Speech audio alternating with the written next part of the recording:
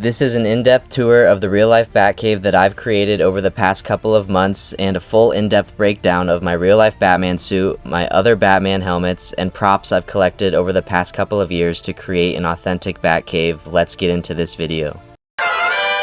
There's no better place to start than my favorite place of the cave, so let's break down each of these Batsuits individually and talk about what went into making them and why I made them in the first place. So let's talk about this guy first because it's the first one I made. So this is the Batsuit version 1 as I deem it all over my other social medias, but I'm going to go through each individual section of the suit and how I made it or where I found it, because not all of this one is 3D printed, but I love this thing. And let's go into the cowl first. So the cowl was 3D printed, but this is actually one of my favorite things I've ever 3D printed because it's printed in flexible filament, also known as TPU. So it actually is like the only cowl I actually have. The rest would be considered helmets, but it's flexible, pretty flexible. It has foam on the inside for a little bit of comfort, and I'll put that on right now actually.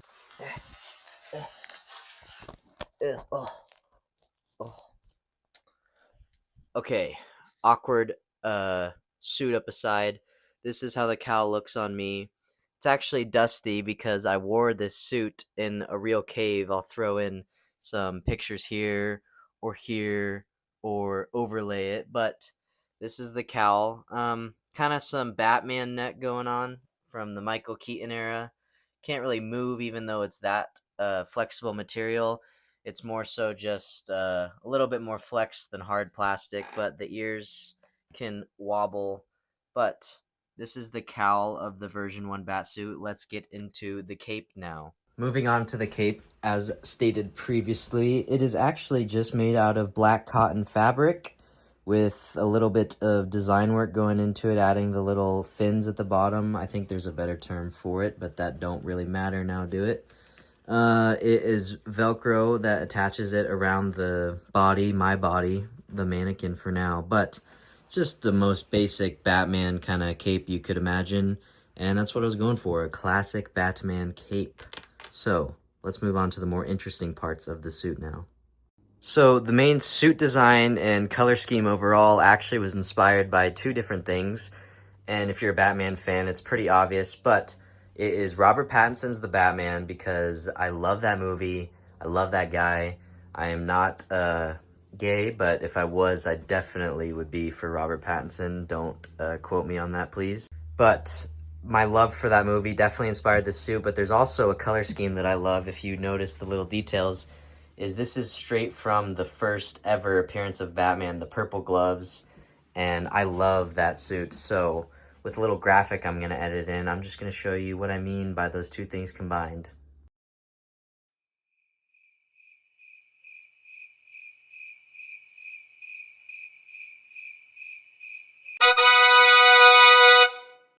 With the inspiration and some questionable words aside, let's talk about the individual parts that were printed for this suit. So the chest obviously is the main thing from Robert Pattinson's The Batman.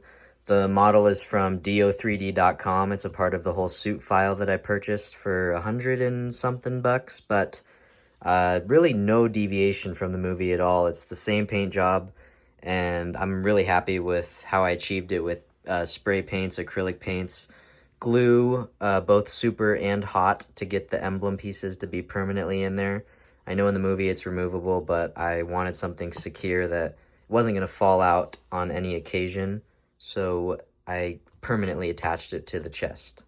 The abdomen is kind of a part of the chest, but it's a separate model. I got it off of Thingiverse, and this is actually from Arkham Origins, so I guess that's another third inspiration, but this is Arkham Origins ab plate that is mounted on a system I like to call the reverse backpack system, and let me explain why that is. You can probably see this leather detailing up here that are connected to these straps, and these are backpack straps. That's where the name comes from, is they wrap around the back and they clasp at the back over the shoulders with a waistband that connects to the abdomen plate, and it helps it stay tightly on my chest. There's also Velcro on the inside to align it properly, but it's very comfortable, comfier than even the version 2 suit. But there's foam for more comfort, and really that's why I like to call it the reverse backpack, because it feels like wearing a backpack on your chest. Don't fall over, Batman. But that is the chest and abs and I guess functionality of how it's worn explained. Now, if you're looking to make a Batman suit for yourself, I'd highly recommend going thrifting or just looking for old clothes in your own collection, because most of my costumes, not just Batman, start with old clothes that I don't wear anymore. This is just a gray kind of button-up sweater underneath with the Velcro.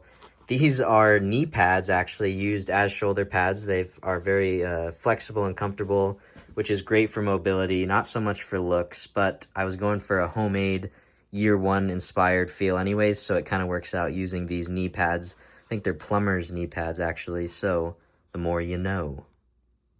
Moving on down to the gauntlets, these are Robert Pattinson's gauntlets, the same suit file as the chest coming from Robert Pattinson, but only half of them on each side actually, and that was just because my printer was broken at the time and I didn't want to print another full gauntlet, so I split one gauntlet in half and called it good enough, which definitely was something I improved upon. But there's actually some gold detailing to add some color pop. It's duct tape that I just put in there. It's just taped in there. This is a random gold little metal button that I glued on for, again, some more coloring. And these are the famous purple gloves. These are actually gray gloves that I spray painted purple. So if you think that I'm a high budget cosplay builder, Batman enthusiast, I'm not. I work on a budget and I make it work. Speaking of working on a budget, moving down to the utility belt, if you go in close enough, you can see this is like a fisherman's belt, and that's because I got this belt at the coast at a thrift store for like $4 to $10, honestly. I know that's a random range, but not that expensive. It's really nice. It's real leather and metal, but I love the funniness of it that if you go in close enough, it's a fisherman's belt. So Batman, I hope you're catching some gnarly trout and salmon on your adventures in the Batboat.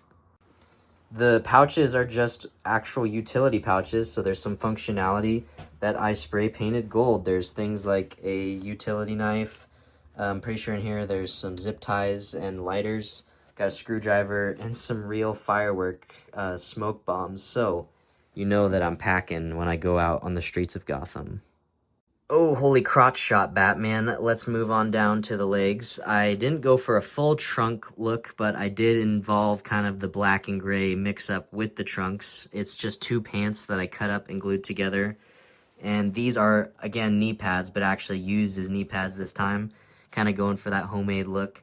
And finally, the last part of the suit, moving on down to the boots, excuse me, are just rain boots, black rain boots that I grabbed and I said, yeah, these are the Batman boots. Now that I've talked about the version 1 Batsuit, which I love, and I wore it in a real cave, like said, I put pictures up, and if I haven't already, here's another one. But let's talk about my true prized possession, my baby, the Batsuit V2. This is the suit in all its glorious bat fashionista, or whatever word you want to use, but let's go piece by piece and explain everything like I did with the first suit. This is the helmet. I'm going to say helmet this time too, the version 2 Batsuit. It's actually based off of Absolute Batman. If you haven't read that new storyline, go check it out. I'm not even caught up, but what I have read so far has been absolutely awesome. I just love the long ears, really, really long ears, honestly. It's kind of that vampiric shadow look that I really like for Batman, and it is removable from the back with magnets. It has the white eyes, and I love this look more than the previous suit, and I love this helmet, and it's one of my favorite things I've ever made, not even just Batman related, but just anything I've ever made. Next, let's talk about the collar and the neck situation going on. This is the biggest pain in the ass. I'm not even gonna lie when wearing it. I think I'm gonna throw in a clip of me getting angry putting it on. But the neck is one file. It's by the same modeler, Yosh Studios. Great files. I would definitely recommend checking them out. But the way it's put on is this is actually magnetic. It's a magnetic tab that comes in and out, and it just slides around my neck. This is also attached with Velcro. This is a separate panel, but everything in here is removable.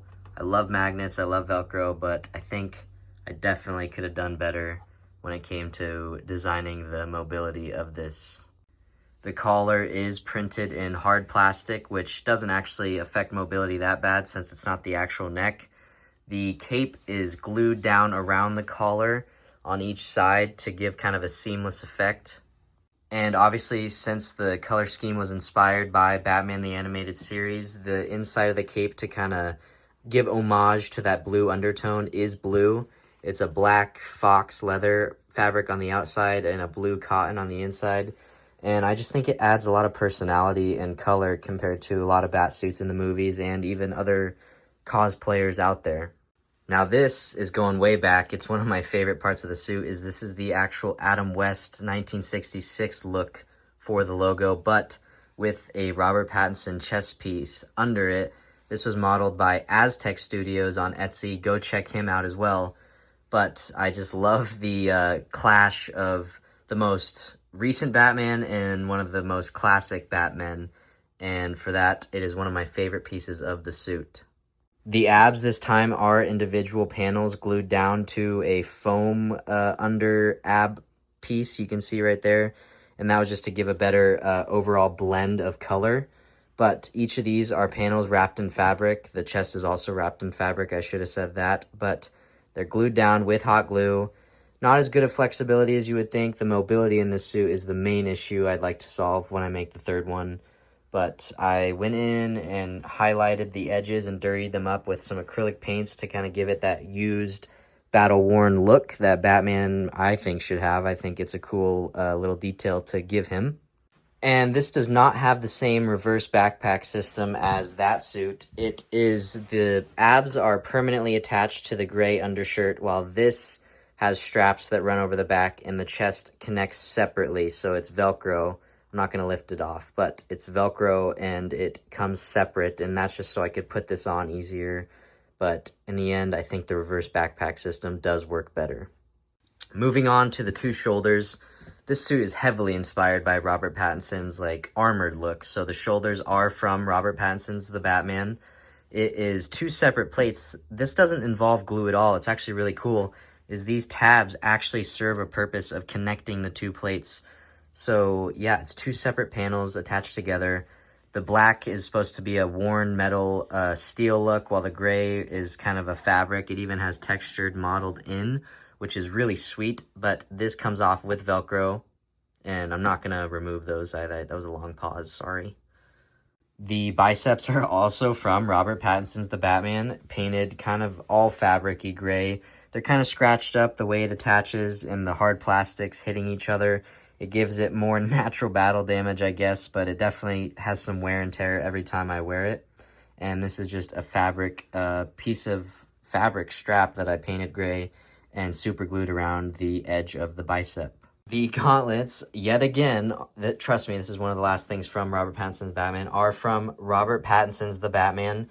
They don't have the silver darts that he usually does, the grappling hook darts, but I think I'll add those down the line when I feel bored enough, I guess, to make those. But again, the black steel look, same as the shoulders, and that leads down into the gloves, which are some airsoft gloves I got off of Amazon. Moving on to the belt, this is one of my favorite parts because I modeled the belt buckle myself, and I really just couldn't find a belt buckle that fit the aesthetic I was going for of a modern but classic looking Batman. So I decided to take matters into my own hands, and using Fusion 360, I feel like I really did a good job for what I was going for. These little cylinders on the edge of the belt buckle are from Arkham Knight. They were on Thingiverse, I believe, and the pouches were from the same suit file as the Robert Pattinson suit, just painted gold because I like the leather look.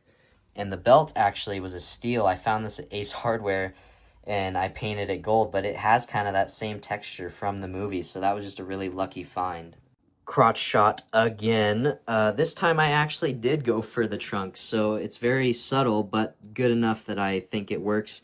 These are black trunks. I sewed up pants and I sewed them into the shape of trunks myself over top of gray, I don't know what kind of pants these are. They were just in my drawer, but just gray pants in general. And then to add to the tactical look so the trunks didn't look as silly, I took these old buckles and straps and wrapped it around and treated it kind of like a harness that runs down to the end of the pants.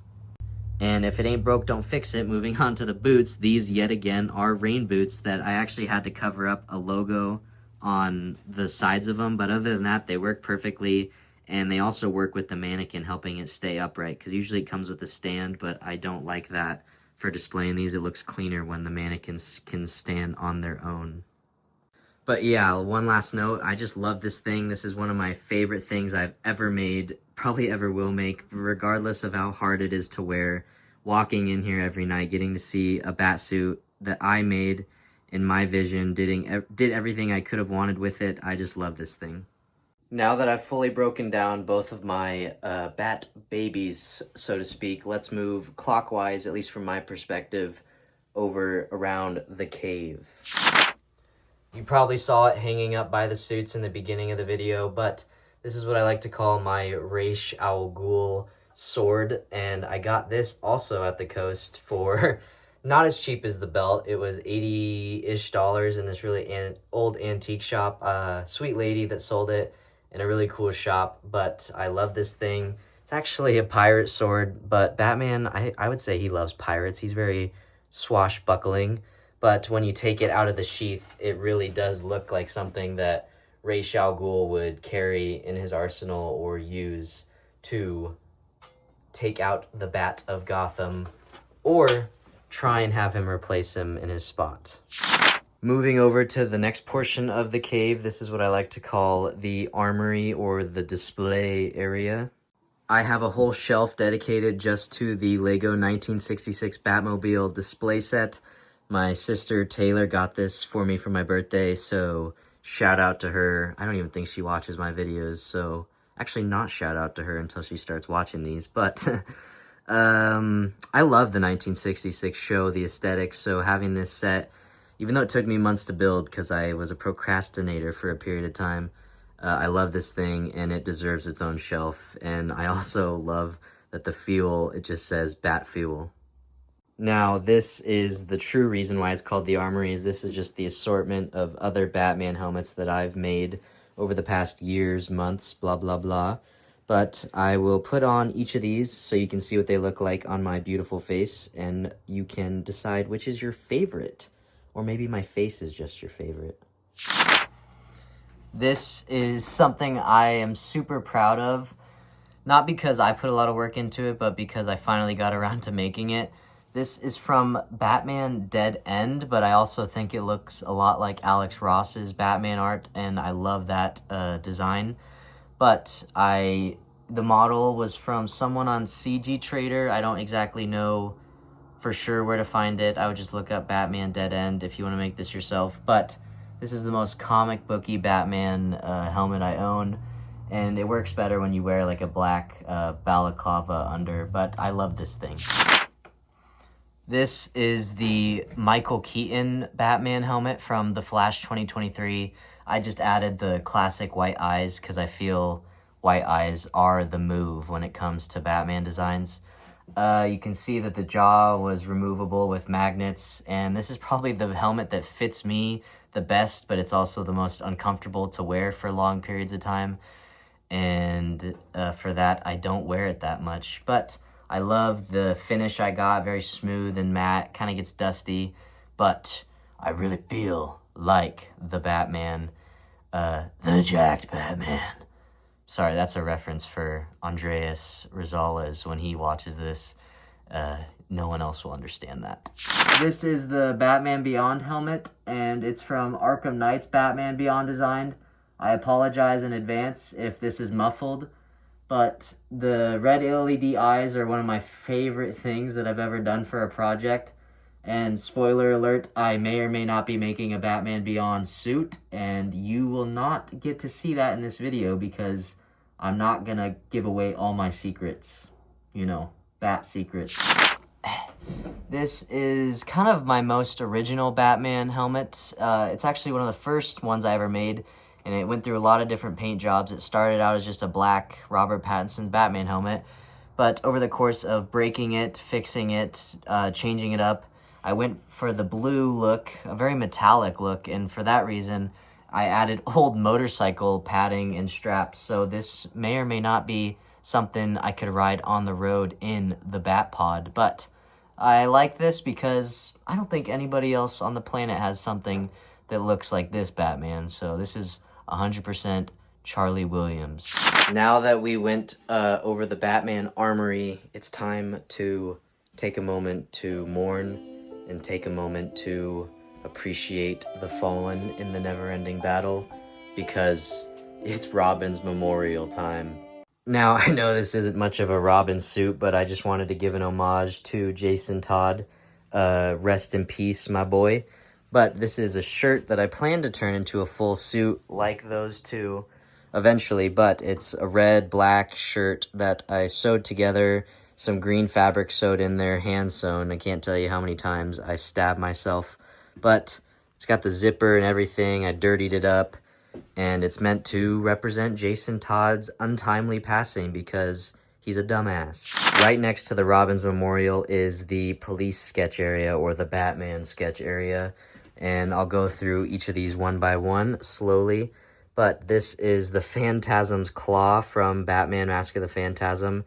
It's just a sketch, these all are, but I really like these drawings. Yeah, that's the Phantasm's Claw. We got a Killer Moth helmet, we got Penguin's rubber ducky and monocle. We have a specimen of Man-Bat, not decapitated, a dismembered Man-Bat. One of Poison Ivy's Venus flytraps in a containment unit, I guess. A Court of Owls mask, which I want to actually make eventually. One of my favorite drawings ever, just because of how much time it took, is a little tiny Clayface, I'd imagine, in a bottle, but Clayface and then Bane. I want to make this mask too, and his Venom arm gauntlet thingy. We have a sketch of the world's finest best friend to Batman, Superman, and the thing that could kill him, so you know Batman don't play around when it comes to his contingency plans. But yeah, Kryptonite, Superman. Some sketches I actually kind of want to turn into reality. Sneak peek, spoiler alert, this Batcave is not done upgrading itself. So you can kind of see how I envision things looking down the line. And then this is actually just a sketch of that Batman suit over there. That's the sketch I did before I ever even made it, and I think the fact that it resembles it at all is kind of cool. Moving on, we have the main workstation table, no back computer, but this is the main workstation, and I'll go through this really quickly because there's not much to see here at all. We have this really cool rustic lamp that turns off with a push of a button, and you can adjust the brightness. My grandfather actually made this, so I'm not the only creative one in the family. We got a little wooden pen holder that I made in shop class freshman year, and then this is actually a watch that it was my grandfather's, and when I feel a little bit sad, it's nice to look at it, but I also pretend that it's Thomas Wayne's watch, and I think it just fits the theme overall, so I keep it here. Over here, we have some case files for Batman's most unsolved missions. I'll explain what these are from in a second. And then just some extra space, some secret journaling projects I got going on for other things down the line. But yeah, this is the main work table for the Batcave. Now, I don't technically consider this part of the room the Batcave, but this is just a collection of some DC comics that I own in physical copies and prints. Some of my favorites. I love Scott Snyder's Batman. I love DC The New Frontier. Like, love it. Death Metal's fun. We got Kingdom Come, Hush, All-Star Superman over here. Love that. A lot of Flash stuff. I love the Flash. I have a lot of stuff to post about that too. But yeah, this is my DC Comics collection. A lot of great reads. Definitely check out comic books if you're just a general movie enjoyer. Get into the comic world. We got some more Legos. We got 3 Batmans, a Joker, some Harleys, a Flash, some minifigures, a Batman and Robin watch that my friend got me, some Superman figurines, some Green Lantern emotional spectrum rings. I made these too. Some actual books, superhero and non-superhero related. We got the Lois I'm a Cup meme cup that I got at Dairy Queen. We got the goat blue beetle hiding away back there. We got some boxes, we got a Funko Pop, and kind of the bottom of the barrel stuff just sits down here. Back to some actual Batcave awesomeness. This is one of my favorite things that I actually did just for fun, was I made a real like forensics table with some crime scene paperwork, which I'll show off now. So this has to do with the pamphlets over there. This is from a Titanic murder mystery like game you can get offline. But I took a lot of the funny little clues that you get in the game and like used them to fake a crime scene that Batman's actively investigating. And I wrote some notes on my own, really corny, cheesy stuff, but I really love it. And I think it turned out exactly how I envisioned what I wanted it to look like. And then the actual table of forensic investigation, we got some old microscopes that I used to use, a volumetric flask. I think it's been a while since I took chemistry. I don't know, honestly. Some chemicals for projects that I've never completed. Batarangs. These 3 I got at the Coast. Again, I love the Coast shops. I got this at Walmart. It's a folding batarang. It's from Michael Keaton's Batman, but yeah, it folds. And then I actually made these out of saw blades that I used a hand machine grinder down, and I made my own batarangs that actually stick into walls. Some miscellaneous equipment over here and stuff to make it look more techy. And then this is a chest plate for a suit eventually I want to make that I modeled myself. It's kind of Robert Pattinson inspired, but a more classic looking logo if you couldn't tell. And finally, spinning back around the clock, we have the suit section. We have the classic Batman fabric shirt that I made, just with some gray shirt and foam that I plasti dipped and cut into the bat symbol. And then surrounding it are just some various sketches I've done over the years of suits obviously I made, or just sketches in general. But sadly, that is all I have to show off in my Batcave for now. Spoiler alert, there's a lot coming in the future is all I'll say of what I'm going to do. Not just what I add creation-wise, but actually maybe making it look like a cave down the line. But I hope you enjoyed. I hope you were entertained by everything I had to show off. And I hope you realize that I am the Batman. Anybody else that says they're Batman, they're not.